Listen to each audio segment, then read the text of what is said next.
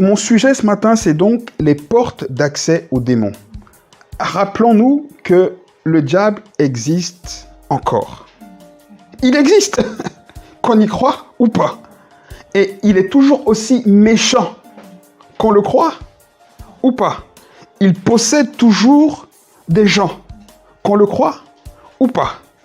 La première porte d'accès au diable pour entrer dans nos vies, c'est le péché.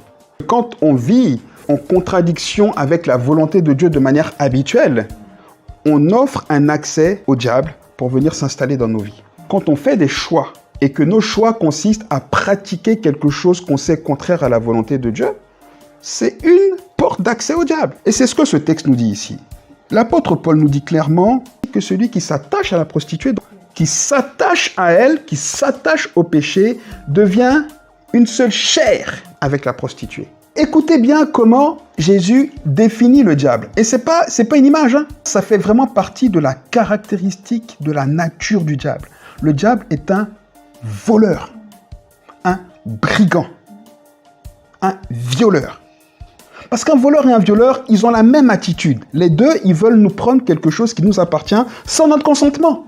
Mettez-vous bien à l'esprit que le diable veut nous prendre quelque chose qui nous appartient sans qu'on lui en ait donné le droit. Le diable est un voleur qui veut venir dans nos vies pour voler notre joie, notre paix, notre santé, notre sécurité. Toutes ces choses que Dieu, par sa nature, nous a données. Il est venu pour voler aussi notre liberté, notre volonté, notre capacité de discerner entre le bien et le mal. Il veut nous assujettir. Il veut nous guider, nous diriger. C'est pour ça qu'il fait tout pour posséder les hommes.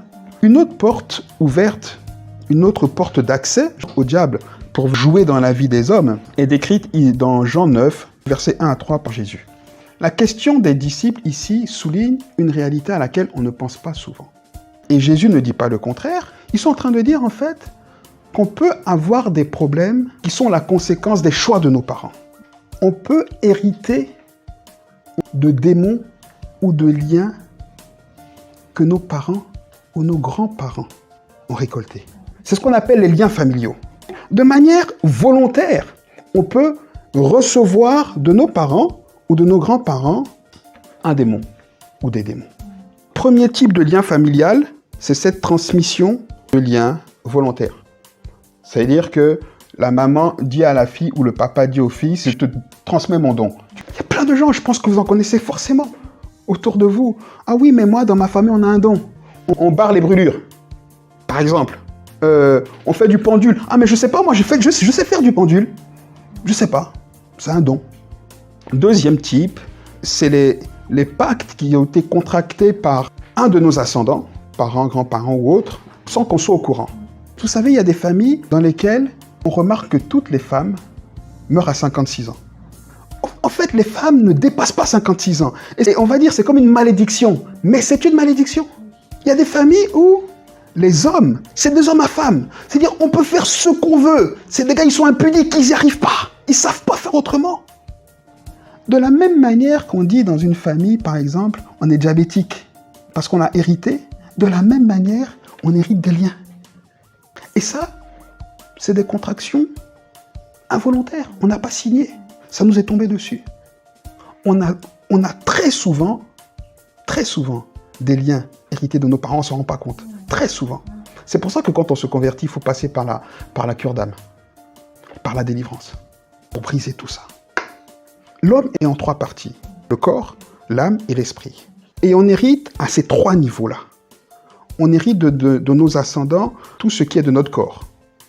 On hérite aussi de nos parents au niveau de l'âme. C'est-à-dire, on a des caractères, parfois, qui ne sont pas juste liés à ce qu'on a vu. Parce qu'il y a des gens qui n'ont pas vécu avec leurs parents, mais quand quelqu'un qui a connu leurs parents les voit, il dit, mais il a le même caractère que sa mère ou que son père. On hérite donc au niveau de l'âme, aussi de nos parents. Et de la même manière, on hérite au niveau de l'esprit. De la même manière.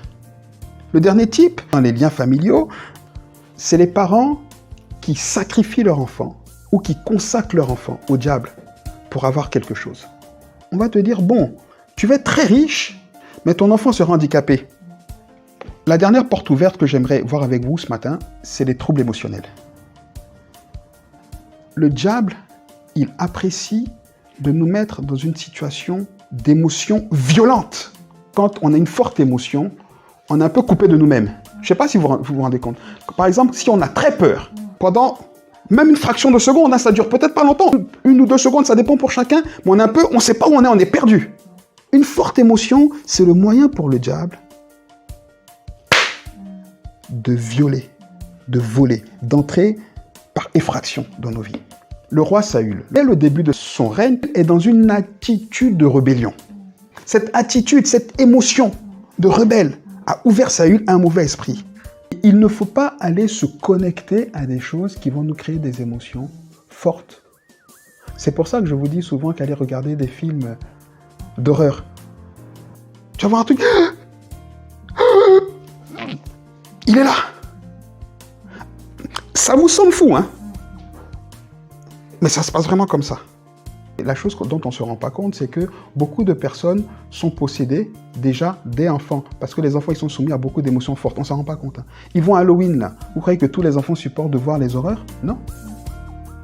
Non. Un enfant qui voit quelqu'un se faire bastonner, il a peur.